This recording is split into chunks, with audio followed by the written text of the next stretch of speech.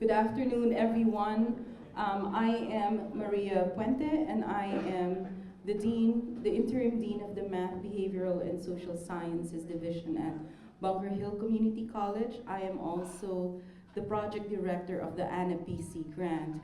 And today is our launch with community partners. I'd like to extend a warm welcome to all of you here. I'd like to begin by acknowledging some of the folks here.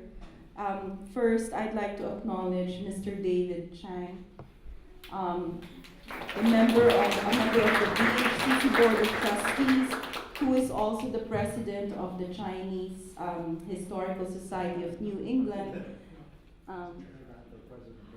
Okay.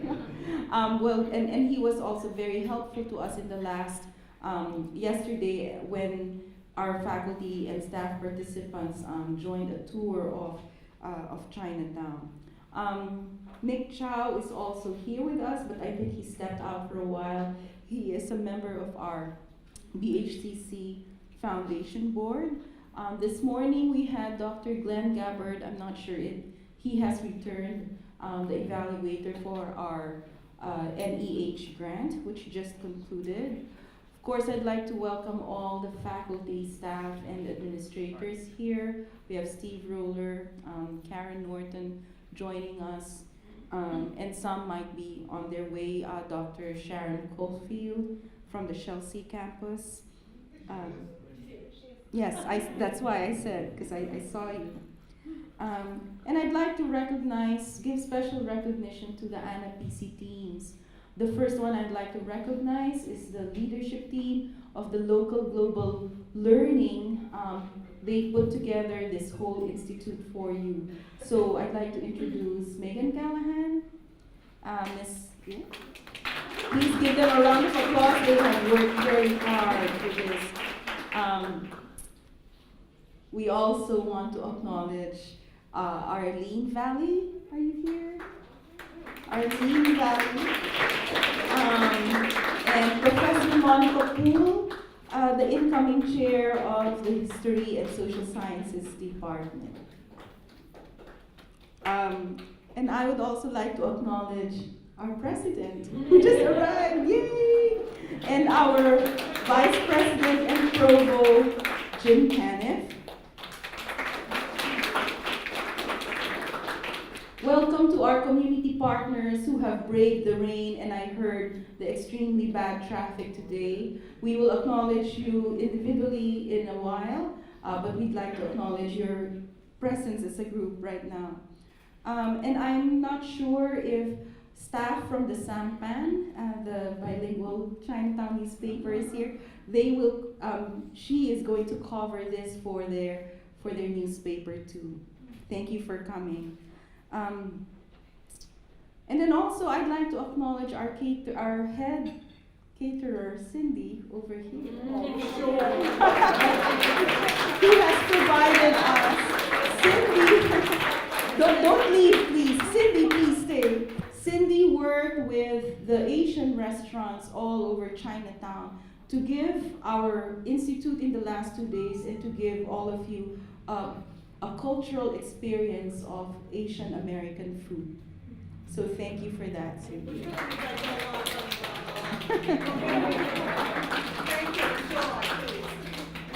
So let me introduce to you now more properly our president, Pam Edinger, who will now start more formally this reception.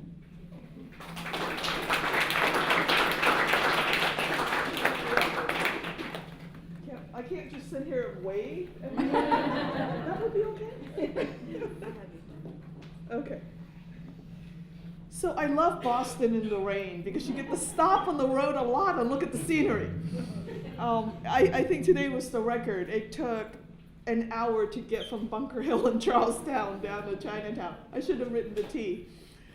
So location is important, and I think one of the most amazing things that we were able to do these past couple of years is to partner with BCNC. Where's Giles? Oh, Giles! And Cynthia, back there. to partner to create a space that is both spiritual in my mind and cultural and educational and generational. And I think a lot of the thinking that we had done in terms of being an Asian and Pacific Islander serving institution and getting this AANAPISI grant is really to honor that intersection, the intersections amongst generations and place and culture and collaboration. And we had done something very similar with the African American Museum on Joyce Street to have culture and history and place, both global and local, sort of converge in our classrooms. Because celebration without scholarship is just a celebration.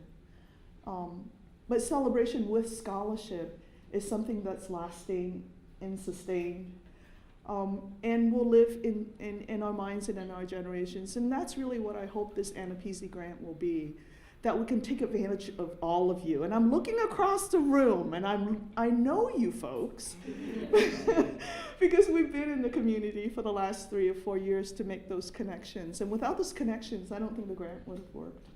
Without our partnership with BCNC, I don't think we would have had a place.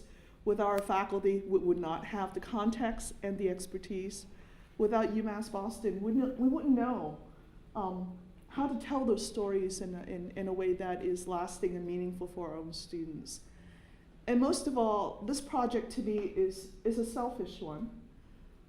It is a project in which I can see my parents, I can see myself, I can see my son, I can see my husband and his family and his history, and also to see an America that's meaningful to me, and an America where I belong. I know a lot of that has come into question over the last year, and I said this in commencement, and I want to say this to all of you. America is ours because we create the place for it. And the fact that Giles, this partnership, created this place, to me means a great deal. It has created a piece of history for me in my own mind. And this Chinatown will be my last Chinatown to live in and to be close to. And this work for AANAPISI will be the beginning of framing global learning and local learning in the right space. And I look forward to the day that we will be doing the same thing with our Latino community, hopefully in Chelsea.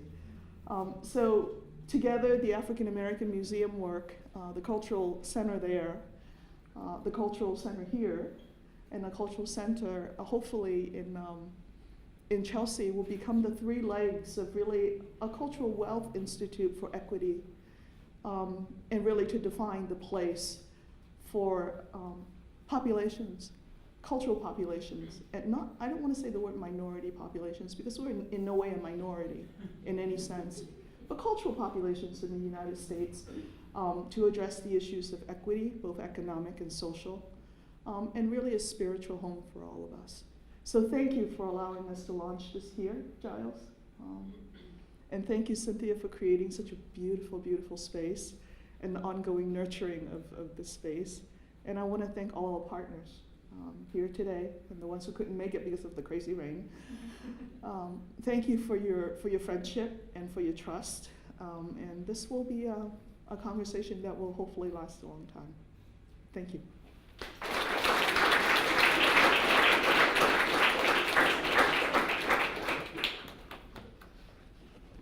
So I didn't follow the script, did I? I'm sorry. No, but you're good at ad-lib.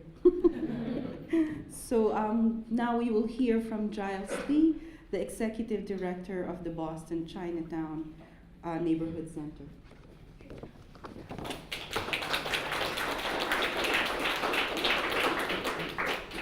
Thank you.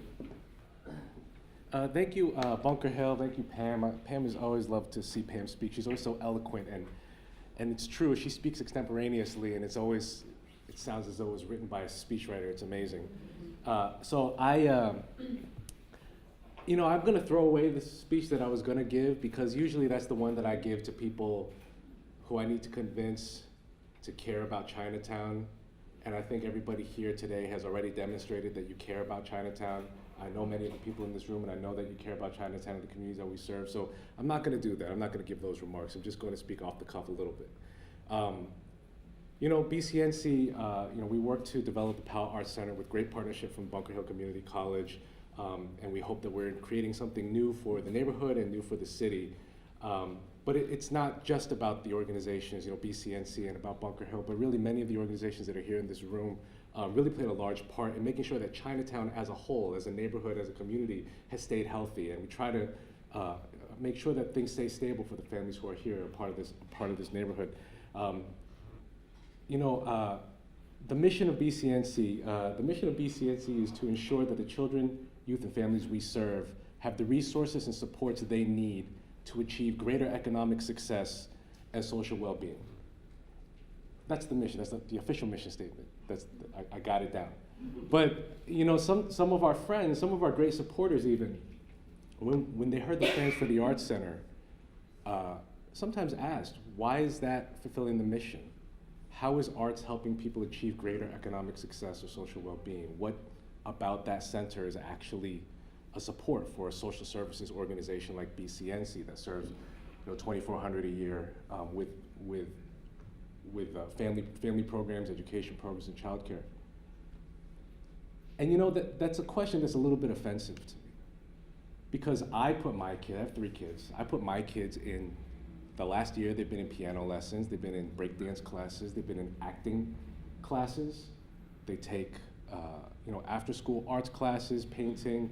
You know, my daughter just did science club for girls. There's a lot of things that they do that are enriching their lives that are not necessarily related to school. But nobody asked me. Do you think anybody asked me, why do you put your kids in piano lessons? Not a single person. Nobody ever said, well, why do they need piano lessons? Because everybody knows why. You don't need to be convinced. You know why kids need arts. You know why kids need access to dance and joy and painting and everything. But when it comes to the low-income families that we serve and the kids that are part of those families, people suddenly think that they don't deserve it. People think that they should be learning English, they should be learning history, they should be, you know, getting tutoring in math, and they should be figuring out how to better fit into this society. But actually, what helps us fit into society is being proud of who you are, where you come from, understanding that you're just one step in a story, a long heritage of people. And so we want to invest in a Chinatown that welcomes all of that. You know, I'll give you a little bit of information about the city. 3 out of every 10 Asian residents of Boston live in poverty. And the number is the same for Chinese specific. And 1 out of every 2 Asian residents of Boston is low income. These are numbers that are not necessarily known, and they don't fit the narrative that we hear frequently kind of from the mainstream. I know that over the past 10 years, my friends at the Asian CDC, Asian Community Development Corporation, who's here in this room today also, and developed this entire complex that we are occupying a retail space, but they developed the whole complex. I asked them a few weeks ago, you know, what is the percentage of housing units that are low income in Chinatown? They said over the past 10 years, about less than 10% of the housing units that have been developed in Chinatown have been affordable units. Now you see how many units have gone up over the past 10 years, all of the high rises outside. And I give credits to ACDC for building this building that has 95 affordable units of housing. But even 95 units, I mean, they had to fight more than 10 years to get that done. Well, does that mean that's all bad? You know, I can't say. I don't know. I'm not an urban planner. I can't give you 100% exactly what every single thing means. What I can tell you, though, is that Chinatown is definitely changing. And it's not quite the same neighborhood that it was 10 years ago, 20 years ago, 30 years ago. Is that bad? Maybe it's not bad. Maybe it's not good. Maybe it just is what it is. But what can we do to make sure that people don't get left behind? I think that's the important thing. If people can't afford to live here and they have to live in cities outside of Boston, so be it. BCNC opened an office in the city of Quincy in 2014. But if the people that have moved into the neighborhood, maybe they bring good things to the neighborhood. They make it safer, maybe? Do they mean that there's a bigger customer base for the local family-owned businesses? Maybe. All of those things, there's good and bad. But I think the most important thing is that Chinatown as a community needs to sustain. We need to make sure that the young people who are part of this community feel like they're worth something. If they go to the great cultural institutions in this city, like the MFA or the ICA, and they don't see faces like theirs or faces like their parents on the wall, well then, you have to imagine that that means something to them. It means they think that their community is not worthy of being studied, it's not worthy of being put on the walls. And we know that it is, just like every community in this city is. So when we invest in Chinatown, it's not just about the social services that we provide and that many of the organizations in this room provide, but it's also about making sure that this neighborhood remains healthy, and that the people who are low income and immigrant who have made this neighborhood worth being in the first place, they still feel comfortable here, that they still have a home here. And so we've created the Powell Arts Center to make sure that that's something that we never forget. Last thing that I'll say is that it's really exciting to know that everybody in this room, or everybody from Bunker Hill, is so invested in making sure that the student body at Bunker Hill feels like that's a home for them too. And I know, like Pam said, it's about Asian and Asian American students, about African American students and Latino students, and making sure that everybody that sets foot on that campus doesn't feel like this is a journey that they have to take alone, but that they're taking it with the support of the staff and the faculty of the college, and that ultimately the relationship with the college is going to give them a pathway to be connected with the neighborhood and the community that they come from. That's really meaningful, and I hope everybody who is here recognizes how important and how unique that is for a college to actually be able to do that. So we could not have imagined a better partner than Bunker Hill Community College to open the Powell Arts Center, and I could not imagine a better room of people than the room that we have here today. So thank you.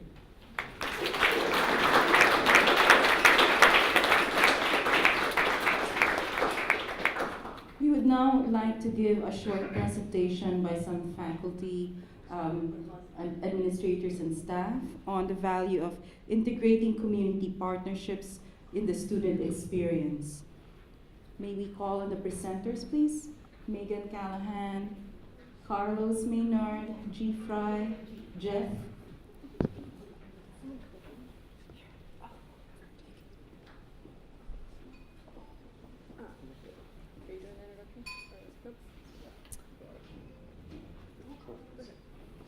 So good evening. Good evening. My name is Meghan Callaghan, and I run or coordinate our Office of Community Engagement at Bunker Hill. We provide students with opportunities to engage in the community through a variety of ways, through course-based projects, service learning, through extracurricular, co-curricular activities, volunteerism, and through on-campus discussions that we hold on political activism and community issues. Luckily in Boston, there's not a shortage of nonprofits. There are many, and we are very fortunate to work with a variety of them and a variety of capacities. Being a community college, we like to honor and recognize the relationships our students have with the community and that they have within the community, and so we work a lot with the partners that they are already in relationships with. Tonight, I want to quickly highlight 2 ways you as community partners might want to consider working with us. Both of these activities or programs are extracurricular, meaning that they are out of the classroom, not tied to course assignments, but still plenty of learning and development happens for the students. So the first one is our Service Months program, and these are one-time volunteer opportunities. We run probably about 20 of them every month. Students sign up for them on their own. They're all scheduled and supported through my student staff in the office. As you can see, these are the data facts from last year. We ran 86 of those events last year, and they're very popular. We celebrated a student this past May who completed 25 events of them throughout the school year. She got our Platinum Award. But this is a great way for students who have never done any volunteering, are new to Boston, want to make friends. It's a very easy and accessible way for students to get familiar with Boston and with the community partners. So if you as a partner can host groups of volunteers or have events that you're running regularly, this would be a great way to partner with the Community Engagement Office. The second program is our Community Work Study program. We place about 30 to 35 students in the community every year. These students are students who have financial aid awards, and so they do close to about 250 to 300 hours with a nonprofit, and they are compensated through their financial aid rewards, so they get about $2,000 to $3,000. So these students are, working 8 to 10 hours a week, and they are providing resources and capacity to the organization. We have 2 students currently with the Quincy Asian Resource Center, and they are having a great time. And we've had students at Sociedad Latina, the Museum of African American House, or Museum, and so a variety of partners that we work with in that capacity. So if you as an organization would like to have Bunker Hill students on a more committed basis, in that 8 hours a week, that might be another way to partner with us. So luckily with both of these programs, my office provides all the onboarding and logistics and kind of training for the students, and also work with our partners to make sure that all the considerations of best ways to work with college students are met and all of that. So that's just to highlight a couple of those programs. I think we have someone else up next. So that person. Yeah. So as Meghan said, one of the things we want to do is sort of give you a snapshot, a very brief snapshot of what we do in curricular and co-curricular through our faculty, so you get a taste of how we engage the community in different ways. And the first person that will be coming to speak on that idea is Jie Frye.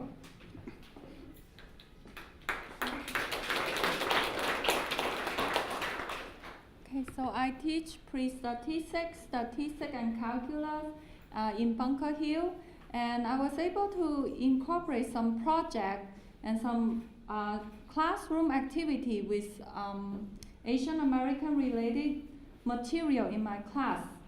As everyone knows, math is an objective discipline. A lot of my students expect a right answer. But in the real world, there are a lot of problems require creativity, and there's no one right answer. In order to spark creativity, we incorporate a lot of the culturally relevant content in our classroom in order for the student to practice doing work that is meaningful and is also engage them with our community. And I also incorporate the digital story from UMass Boston student, and trying to let my students know statistics can tell or cannot tell certain story in our neighborhood. Thank you.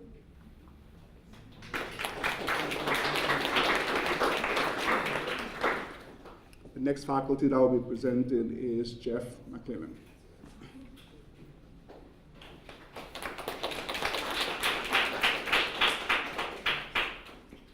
I'm a teacher, and these things make me nervous. So I'll try to talk loud. So my name is Jeff. I teach ESL.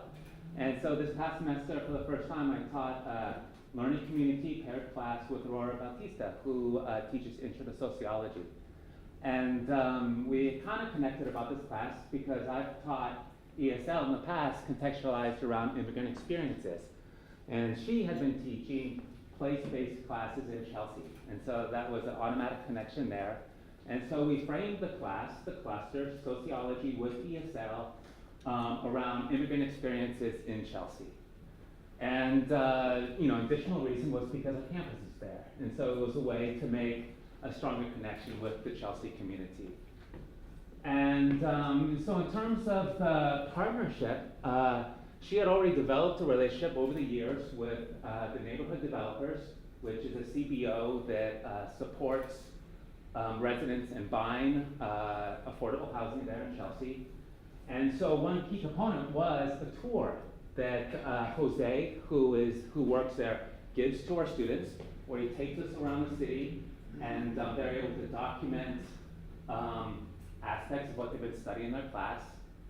And then what I did for this class was to bring in readings. And since I was teaching reading and writing in a way to support them in learning in her social class, I found readings in the Boston Globe that focused on Chelsea. And so there was an article about a teenager who had recently immigrated to Chelsea and was under pressure to join gangs that related to what she was studying and what she was teaching them in sociology. There was an article in the Chelsea Recorder, which is the local newspaper in Chelsea, written by a Chelsea high school student, talking about prejudice and racism that she's experienced in this country.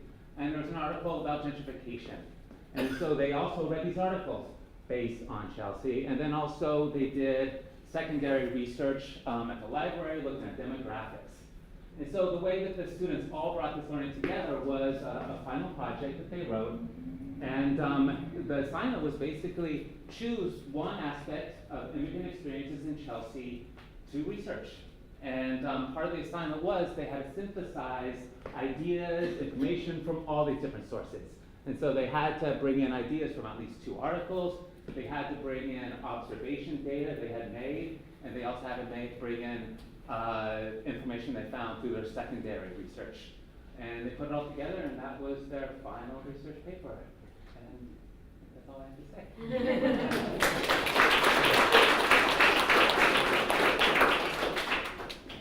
And our last presenter, but not the least, will be our Dean of Academic and Pathway Support Programs, the Nuri Chandler-Smith, along with Guy Armand, who is the coordinator of our center at the Inquilinos Boricuas en Acción in the South End.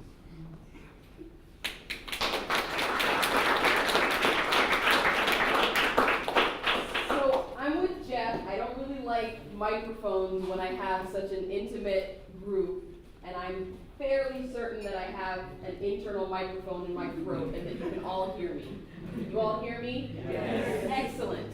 So first of all, I want to say my colleague here, Guy Armand, is actually now the director of community-based initiatives. So he is doing excellent work with a number of our community partners, and we're going to talk a little bit more about those partnerships. But because I used to spend a lot of time in classrooms, I'm going to act like a teacher for a moment and get you interacting a little bit, because you've been standing still for quite a while, and I want to make sure you're all okay. So I'm going to ask a couple of questions. 1, does anyone think they can name all of the locations where Bunker Hill offers classes? Guy is not allowed to answer. It's a lot, yes. Anyone? You have an answer? So can I start with the satellite campuses? Sure, go for it. Okay, so South End. South End. Chelsea. Charlestown. East Boston, Malden. Yep. I know there are classes at JDS. Yes. Here now in Chinatown. Yes. Quincy. Yes. That's all I have. I taught her everything she knows. We do offer classes at Cambridge Random Latin High School, and yes, we're about to start offering classes at the Cambridge Community Learning Center. Medford, yes, Medford High School. Revere? We actually don't offer classes in Revere. We're going to now. Yes, we do offer classes at the John D. O'Brien High School. Everett, thank you. So my second question is, why do you think Bunker Hill Community College would offer classes in so many places? The answer is not to make me nuts and have to run around the region. I don't think. What is the actual reason? Anyone? That's where the people are. That's where the people are, okay. So why would Bunker Hill want to be where the people are? Why not just make people come to us in Charlestown? Because there's a big building there, there's a T-stop, you can all get there, right? Yes. I think because Bunker Hill is a community college, and I think it's implicit even in the title, that they should extend themselves out into the community. Thank you. Which is one of the things I absolutely love about Thank you. So that is one of the things, absolutely true, is one of the things that I say often, is that Bunker Hill really likes to emphasize the community part of community college. Part of being a community college is actually integrating ourselves into the community, not just being a resource for that community, but being a part of it. So in order to do that, we have to have physical presence, we have to have staff, we have to have classes, we have to have resources that are closer to where people are so that we can make that transition for them into college as smooth as possible. So we're going to really briefly highlight just a few of those community partnerships so you have sort of a sense, if you don't already know, what we do. I'm going to turn it over to Guy so that he can start by talking a little bit about what we do in the South End with EVA. All right. So unlike Nuri, I am not a teacher, so I'm going to use the mic. And I just want to say again, I taught Tiana everything that she knows. So we went over these answers yesterday. As Nuri mentioned, we do have a Southern satellite location. We partner with IBA, Incluidos Boricos en Acción. And this partnership has actually been going on for the last 13 years. So as Nuri mentioned, Bunker Hill wants to be in the community. And so this partnership was one of the first of its kind, where a community college partnered with an affordable housing development and brought the college experience to its residents. So the objective was to demystify the college process for those residents of the affordable housing community. So over the years, we've offered anything from BESL classes to certificate programs at IBA. We help students with financial aid. We help them with the application process. We also help them with advising as well. So the students receive support from the Bunker Hill staff, and they also receive additional supports in terms of case management from the IBA staff as well. So I'm going to talk really briefly about a collaboration that we have with AACA, and I'm just going to wave at Richard and Shinobu. I'm going to talk about the wonderful work that we do with you for just a moment. They have a really great program called Next Steps, and they send a lot of students to Bunker Hill. You may already know that, but what you may not know is that there's a lot of work that happens behind the scenes to try to ensure that the transition of students going from AACA to Bunker Hill is as smooth as possible. We've done things like offer classes on site at AACA, and if you spend any amount of time at Bunker Hill walking into our main lobby, you might actually see Shinobu sitting there because she is working with the students who are coming from AACA to Bunker Hill. That one piece might seem like it's something that's insignificant, but it's actually incredibly important to make sure that there's a familiar face at the college to help students make that transition. That there's someone who is at the college who they know, who actually knows how the college itself works.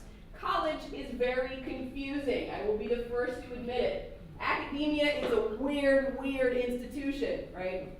Going to college, if it's something that you've never done before, if it's something that no one in your family has done before, even if you've been before, it can be very daunting, it can be very confusing. And having someone there who is there only to help you make that transition is invaluable. I wish that I had had her when I went to college. It's an incredible resource to have her there.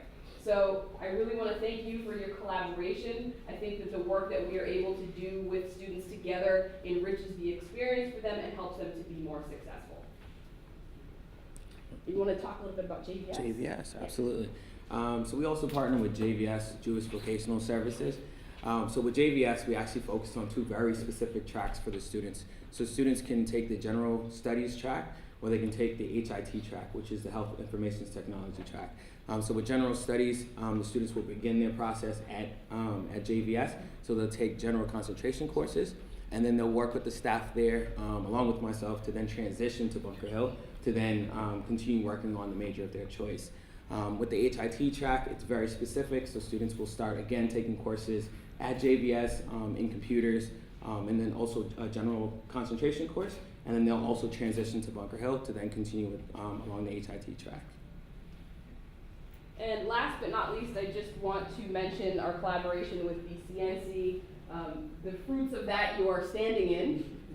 This is sort of the biggest aspect of how we are collaborating with BCNC. We've done other things though, like work together to try to align curricula between the academic skills class that BCNC offers to students and our own ESL curriculum to try to make sure that that transition, again, is smooth and effective for students. One of the things that we're doing specifically in this space in the Powell Art Center that's tied to the AANAPISI grant that we're here to celebrate is to create an outpost of our multimedia language lab. So if you come to Bunker Hill, you might see that we have a number of academic support services that are available to our students. One of those is a language lab that can help anyone who is in ESL or foreign language courses, anyone who is a language learner, to get the kind of wraparound supports that they need in order to be successful. So if you walk into that lab, you might see students with headphones on, seemingly talking to themselves, practicing their speaking skills. They may be watching a TED Talk and practicing that way. They may be working one-on-one with a tutor or in a group. And so through all of the resources that we have in that lab, we're able to do things with students outside of the classroom that we can't do just inside the classroom. We also partner with our ESL faculty, and many of them are here today. Thank you all very much for your support and your creation of the language lab, to offer supports to entire classes as well.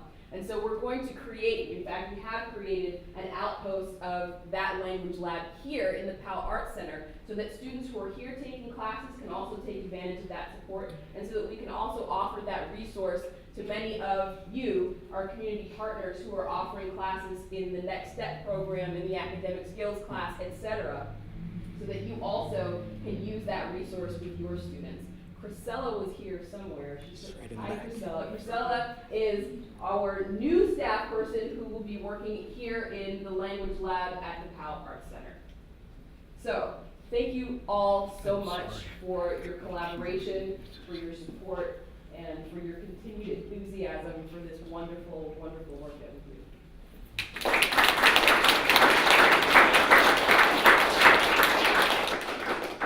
So now that you've seen the significant impact that community partnerships can have on the student experience, I'd like to also acknowledge the other organizations who committed to attending today's launch with you. We have the Asian American Student Success Program of UMass Boston, represented by Pat Nielsen. The Asian American Civic Association was already mentioned. We also have the Asian American Commission, I hope. The Asian Task Force Against Domestic Violence, or ATASK. Do we have a representative who was able to make it? Bridgewater State University. Hey. Asian Community Development Corporation, or ACDC. Mr. Chow. The Chinese Culture Connection of Malden. The Chinese Historical Society of New England, represented by Mr. David Chang. And also, IBA was mentioned, the New England Foundation for the Arts, if there are representatives here. The Quincy Asian Resources, College Bound Dorchester, and UMass Lowell Center for Asian American Studies. At this point, we would like to encourage conversations between our faculty and staff participants in the local Global Learning Institute and the community partners, so that you can now explore how you can have better, deeper partnerships. So please enjoy the rest of the reception, and thank you again for coming, and good conversations, everyone. Please go ahead.